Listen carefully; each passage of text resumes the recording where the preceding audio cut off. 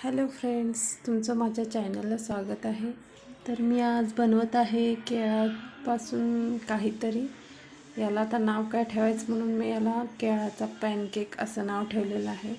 तर मी याच्यामध्ये एक केळ घेतलेला आहे आणि गोडीप्रमाणे साखर घ्यायची आहे आणि त्याच्यामध्ये आपल्याला 2 चमचे गव्हाचं पीठ टाकायचं आहे आणि ते सगळं आपल्याला मिक्सरला फिरवून घ्यायचं आहे। असं एकजीव करेपर्यंत चांगलं व्यवस्थित मिक्सरला फिरवून घ्यायचं आहे। बघू शकता इथं बॅटर असं तयार होतं मिक्सरला फिरवल्यानंतर।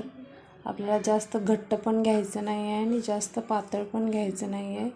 असं मध्यम असं पातळ थोडंसं करून घ्यायचं आहे। आणि मी पॅनमध्ये आता माझ्याकडे बटर होतं ते थोडंसं टाकलेलं आहे त्याच्यामध्ये आणि आपल्याला आता ते बॅटर त्याच्यामध्ये टाकायचं आहे थोडंसं आणि थोडंसं असं पसरवायचं आहे। हे बघा, हे असं होतं, असं मंद आचेवर थोडंसं भाजायचं आहे। ते वाटतं आपल्याला आतमधून थोडंसं कच्चं आहे असं, पण ते कच्चं नाही आहे। व्यवस्थित दोन्ही साईडनं भाजलं ना की खूप छान लागतं, थोडंसं असं क्रिस्पी असं होतं।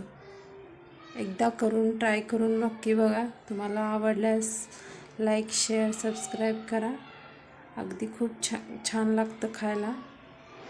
लहान मुलं नक्की आवडीनं खातील। चलो बाय।